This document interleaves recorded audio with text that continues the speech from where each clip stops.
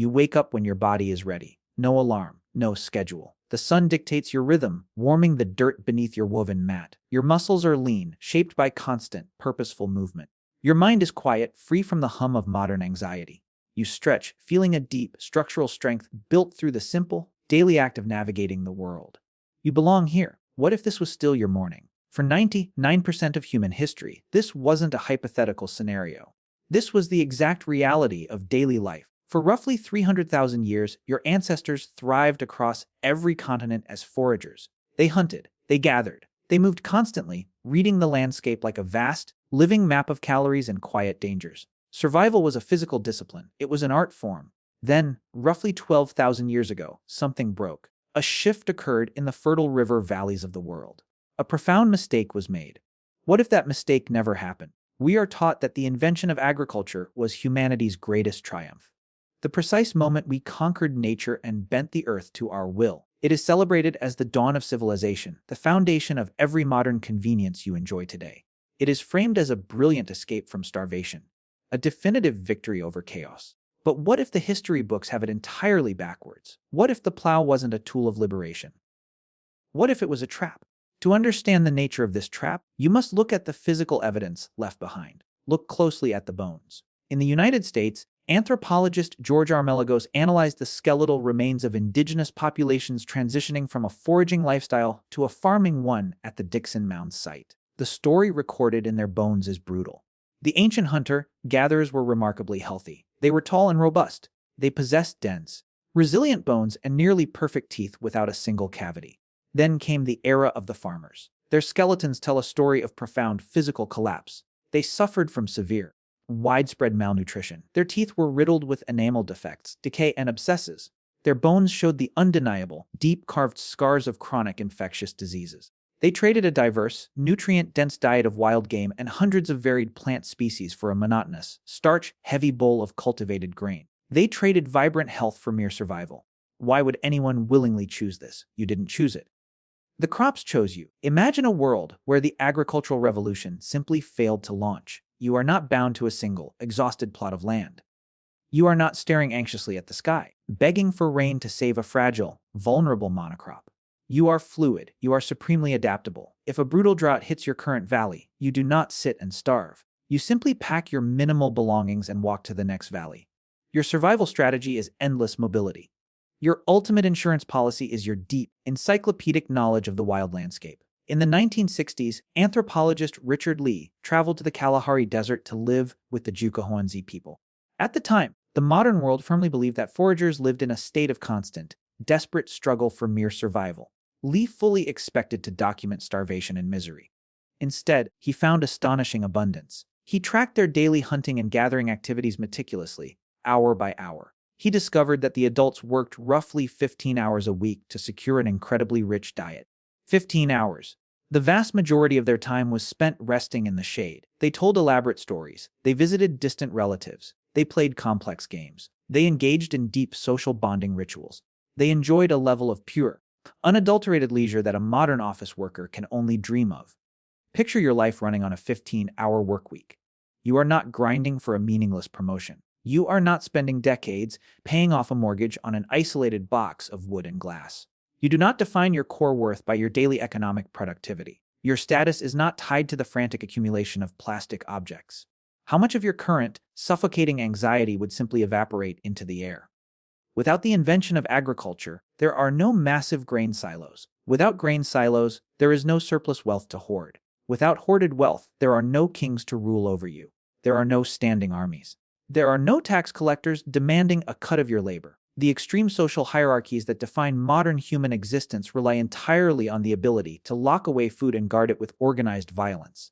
In a true foraging world, the food rots if it is not eaten quickly. You cannot hoard a slain mammoth in a bank vault. You must share it with the camp. Your social prestige comes entirely from your boundless generosity, not your selfish accumulation. You fiercely enforce equality because inequality is a direct threat to the survival of the entire tribe. But agriculture fundamentally changed the terrifying math of human interaction. Look at the archaeological site of Ayatollah in ancient Anatolia. It stands as one of the earliest known farming settlements on Earth. Thousands of people packed tightly together in dense mud brick houses. They lived shoulder to shoulder with their newly domesticated animals. They slept near their own accumulated waste. This was the exact, perfect environment required to incubate total disaster. Zoonotic diseases, deadly illnesses that jumped directly from animals to humans, exploded into existence. Tuberculosis, measles, smallpox, influenza. These were not the ancient, natural enemies of humanity. They were the brand new, unnatural consequences of crowding humans, pigs, and cows into stagnant, unsanitary settlements. In a wild world without agriculture, these global pandemics are biologically impossible. Your nomadic bands are simply too small and move too frequently to sustain a highly contagious virus. You leave your waste far behind you. You simply walk away from the sickness. So why did it happen? If foraging was so incredibly healthy, so leisurely, and so free, why did the trap snap shut? It was a slow, invisible boil. It started as a subtle, innocent convenience. A few scattered seeds planted near a favorite seasonal campsite. A semi-permanent village built near a particularly rich, predictable fishing river. Slowly, without anyone noticing the danger, the local population grew. A truly nomadic band naturally limits its birth rate because a mother can only carry one infant at a time across the rugged landscape. But in a settled, stationary village, you can have a child every single year. The numbers swelled rapidly. Soon, there were simply too many mouths to feed through wild foraging alone. You had to plant more grain just to keep your children alive. The grain demanded more heavy, back-breaking labor. The labor demanded more children to work the expanding fields. The cycle accelerated into a runaway train. You were no longer mastering the golden wheat. The wheat was mastering you. It forced you to cut down the ancient forests. It forced you to bend your spine and break your knees, pulling endless weeds under a burning, merciless sun. It chained you to a tiny, depleted patch of dirt. But the wheat manipulated human biology and human behavior to propagate itself across the entire globe. But let's return to the alternate, unbroken timeline. The timeline where you never broke the soil. Without agriculture, there is absolutely no industrial revolution. There is no global internet connecting you to strangers. There are no life-saving antibiotics, no spacecraft exploring the stars, no artificial intelligence analyzing your data. The planet remains vast, incredibly wild, and terrifyingly dark at night.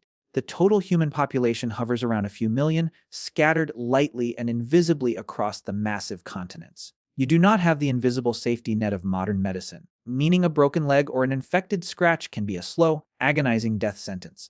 Infant mortality remains a brutal, heartbreaking reality. The winter cold is much colder. The midnight dark is much darker. Survival is profoundly intimate. It is deeply, unavoidably personal. You do not outsource your physical protection to a distant police force. You do not outsource your daily food to a sterile supermarket aisle. You rely entirely on your intense physical discipline and the tight-knit, unbreakable bonds of your small community. Every single skill you possess is a matter of life and death. You know exactly how to track a wounded animal through dense, silent brush. You know precisely which wilts will cure a sudden fever and which will stop your heart in minutes. You understand the deep, mechanical workings of your own body. You move with ultimate purpose. Look at your life right now. Look at your body. You sit slumped in a padded chair under harsh artificial lights for 8 long hours a day. Your spine curves unnaturally. Your eyes strain and burn against a glowing digital screen. You consume highly processed, engineered calories that deeply confuse your natural metabolism. You are constantly surrounded by millions of strangers in a concrete city. Yet you report record-breaking levels of profound loneliness and total isolation. You pay a high monthly fee to run desperately on a motorized rubber belt in a climate-controlled room. Trying in vain to simulate the physical exertion your ancient ancestors experienced naturally while simply walking toward the sunrise. You're incredible. A complex brain is explicitly wired for a world that no longer exists anywhere on Earth. It is wired for small, fiercely egalitarian groups of 50 people. It is wired for immediate, tangible returns. You hunt, you eat, you rest. Today, you are asked to work tirelessly for decades for the completely abstract promise of a comfortable retirement. Your chronic anxiety is not a personal failure. It is a completely rational biological response to an entirely unnatural, overwhelming environment. The agricultural revolution promised ultimate security and endless abundance. It actually delivered endless complexity, rigid social hierarchy, and lifelong chronic stress. It brutally severed the deep, primal, ancient connection between your physical body and the wild earth it was perfectly built to traverse. Imagine actually feeling that lost connection again. Imagine the quiet, unshakable confidence of knowing you can sustain your own life with nothing but your bare hands and your deep knowledge of the wild. Imagine a society where your worth is measured only by what you freely share, not what you jealously own. Imagine working only when you absolutely need to, and resting deeply when you are tired. You are the direct descendant of the ultimate survivors. For 300,000 years, your wild lineage thrived in perfect, sustainable balance with a beautiful, utterly ruthless world. That ancient strength is still inside you, buried deeply under thick layers of modern convenience and 10,000 years of agricultural conditioning. It is waiting quietly in your bones. You wake up when your body is ready. No alarm, no schedule.